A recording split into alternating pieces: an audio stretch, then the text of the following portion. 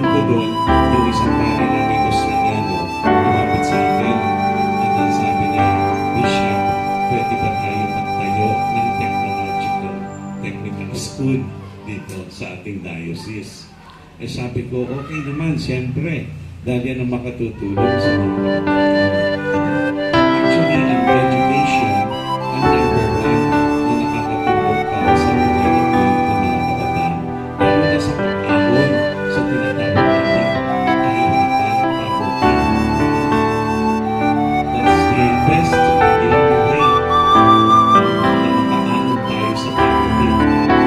Hindi yung sa pagnanakaw, hindi sa pagkukuha ng pera na galing sa iba. Hindi yun, corruption yun. Hindi sa ating sariling tawis, sa ating pagsisikap. At lahat ng tao, lahat ng kabataan, pinagkaloob ng Diyos ng kakayahan para ma-develop niya ang sarili niya at makatulong sa mga. Lahat tayo may talento tayo. Kailangan lang ng mga oportunidad at opportunities. At isa na rito, ito, eskwela na. Marami tayong mga eskwela na kuminsan para sa mga matataas na mga doktor, mag-inhinyero, mag-accountant, mag-ilan. Pero hindi naman natin kabataan eh pinagkalooban ng Diyos na ng talento na ito. Ng Diyos na magkalooban niya. Napakaganda. Ang sabi niya, ang madami mga bagay na dapat natin tulungan at ng kakayahan, mga skills na dapat na-develop sa mga tao. Hindi naman po pwede na magdadagdag lahat ng tao, inanyero, lahat ng tao, pagkado. Hindi po pwede yun. No. Dahil sino ang magkakrahan ng mga hotel? Sino magluluto? Sino di ba? Kaya si Lord, dahil matulong siya, bigyan ito, bibigyan ko ng talento para sa pagluluto. Ito para sa pag-manage ng hotel. Ito para sa So, yun, titignan natin sa sarili natin. Saan ka ba anyway, nandito kayo, and I hope you will make your time here very productive. Huwag umarap sa akin ang sa mga hindi pinagkaloob sa akin. Baka hindi lang ito pinagkaloob. Marami nagsasakripisyo sa akin para kayo makakawin dito. Bulan nyo, mahalaga, eskwela nyo, so many people. Huwag nyo na-excited. And so anyway, meron po isang bagay na magaling sa mga salita ng Diyos na narinig natin sa araw na ito, no? Na yung galing dito sa Mabuting Balita, ayon kay San Juan, ito yung tungkol kay San Juan Bautista. So, sa San Juan, nakita ko dito si Paulo, sana tumulong po. Ayun siya kahihirapan na mabiling kayo sa kanya.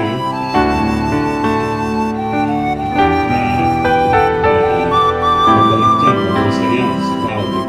Nasabi dito. Pero, ibig sabihin, siyempre, lahat ng taong tutulong mo dito ay importante yan. Paano mag-ayos ng tama, paano mag-aawa kung ano marami kayo magagawin na tutulong dito. No? Marami. Pero, wag lamang sana yung bagay na yun, kundi tingnan nyo rin ang pagbubuo sa inyong puso. Dahil hindi naman nag-action tingnan niyo ang nangyayari sa kalsada natin. Sino gumagawa ng lahat ng mga kabalas? Sabihin ko ng mga kabalas na gano'n. Hindi naman mga tao yan na walang pinag-aralan. Marami ko nagtapos na natataas sa pamatasan. Mga Katoliko pa. Ang Catholic University staff. Pag-basket, ano ang gagawin? Pag bumaha, bakit bumaha?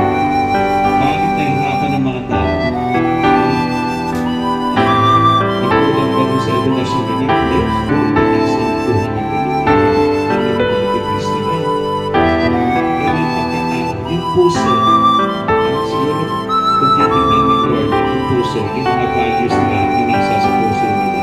Sabihin nila, oy, nagpak ka. Nagpak. Failure. Failure. Bakit? Sobrang naman kasi ang taas ng iyong fried chicken. Uy, fried mo eh. Kung gusto mo, nakatapo ka sa mataas. Gusto mo makakahan. Saan ka nakatira ng mansion? Marami kang mga sasakyan. Marami kang pera sa bangko. Maraming ganyan. Puro ikaw. Eh, ano ang nagawa mo sa pagbuhay mo? Anong kabutihan ang nagawa mo? Pinabayaran ka. Sumusweldo ka. Lahat ang kinukuha mo. Para yan sa kapatao mo paglinggo. Eh, ikaw, eh, wala ka na. Ano ba sa puso mo? So, yan ang nagpos nila. Okay, hindi nyo napapabayaan ang eskwela. Ito pala ganito ang eskwela. Mga mas dapat bigyan ng pansin. Yung mga ganito. Thank you. Ito naman si Sir Vic, sabi niya sa akin, kaya lang naman niya, kasi dami kayo kumisip, hindi na ito sa amin, sa pagpanagin. Hindi nakakapagdara. Ano nangyayari pag hindi nakapagdara? Kumisip, nagda-drugs yun. Nagdanakaw yan. Wala na kasi magawa eh. Tapos maaga.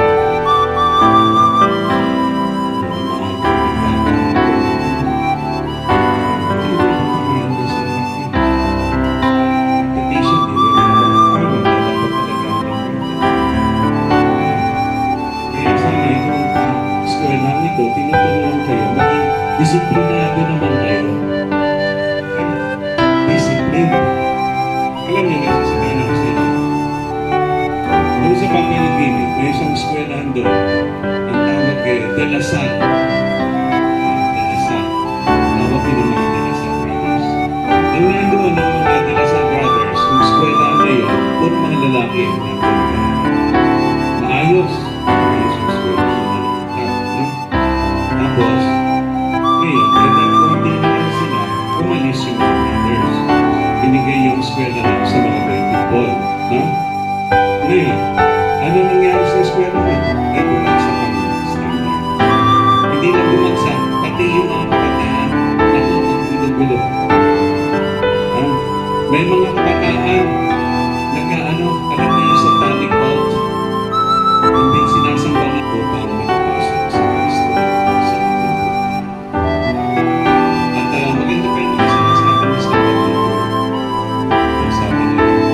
Yung tao, sabi niya, na kung saan na yung taong yun ay talagang nabubuhay na ngayon kay Kristo. Sabi niya, yung taong yan, at si Kristo ay nasa puso ng taong yan. Yung taong yan ay hindi magkakasala. Ibig sabihin ng hindi magkakasala, hindi siya gagawa ng bagay ng huwag mayroong dumaan araw na ikaw na lang hindi kayo nagkakasala. Bago matulog, pag-ising sa umaga, at sa lahat ng oras ng araw na yun, isipin niyo ang Panginoon Diyos. Isipin niyo mahal na kayo. Isipin niyo nandyan siya katabi niyo. At sa lahat, tawag kayo sa Kanya. Humingi kayo ng pagkakas. At huwag kayo makakalimot, magsimba kayo. Simba kayo. Huwag yung tinatamad. Pag tinatamad kayo, meron yung tags-tamis. Huwag niyo isipin na okay lang. Hindi, sa Satanas siya ang humihila sa inyo. Huwag kayong magpahila. Ay, punta kayo sa simbahan. Ay, magdasal kayo at magkomunyon kayo. Sapagkat ang taong nagsisimba, nagkokomunyon at lumalapit din sa mahal na Birhen, nagsasanto sa amin. Hindi yan ma-overcome. May Satanas.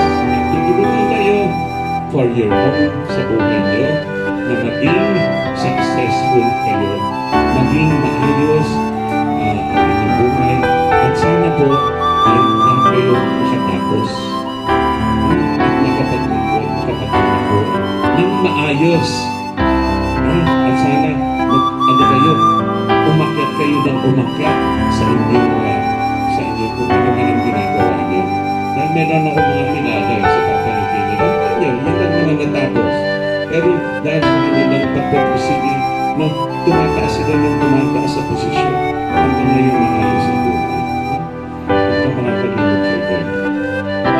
bagay na lang huli na gusto kong sabihin sa inyo, ito ang huli kong gusto sabihin. Ito yung sinabi ng nanay may isang hari kasi sa ating simbahan. Actually, iisa lang ang hari na naging santo sa ating simbahan. Ang pangalan niya, si San Luis. Si Haring Luis. Louis the Ninth. Siya ang naging santo sa mga hari. Kasi karamihan ng naging mas mataas ang nararaming mula o na bumababa sa kapangyarihan sa kwarta. Marami pero hindi si San Luis. Bakit? So, bakit? Dahil si San Luis may mabuting santahan. Si Saint Blanche. Santa Blanca. Santa Blanca. Ngayon, ito ang sabi ni Santa Blanca, siyang humubog sa anak niya na maliit pa eh. Yung kanyang anak, dahil namatay yung tatay ng hari. So, yung anak yung bata, 12 anyos pa lang na siya. Pero si Santa Blanca, kaya si San Luis naman, si Luis, talagang naging naman sa Diyos. Siya ang isa sa pinakabuting hari ng Diyos. Marami siyang nagawa makatulong sa mga hirap. Pinapakabuti ng tinulungan niya sila. Napakaganda niya.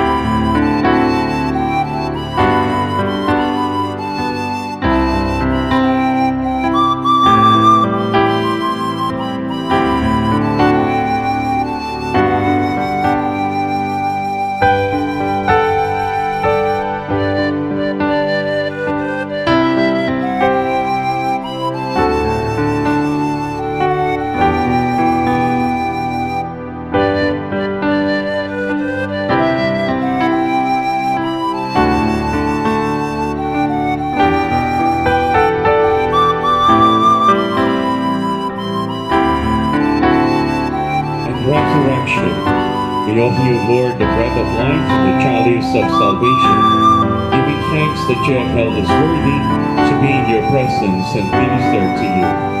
Humbly we pray that partaking of the body and blood of Christ, we may be gathered into one by the Holy Spirit.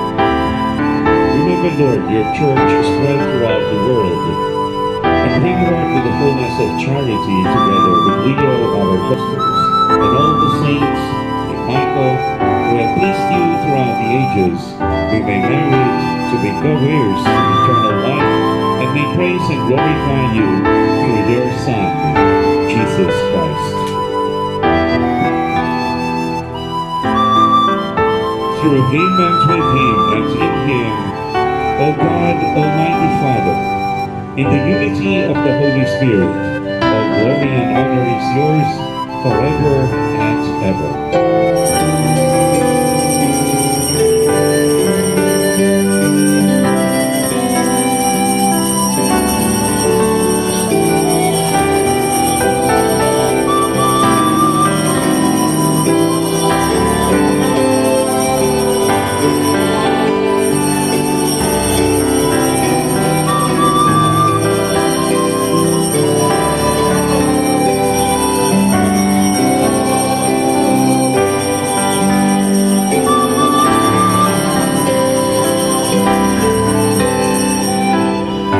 At the Savior's command, informed by divine teaching, we dare to say,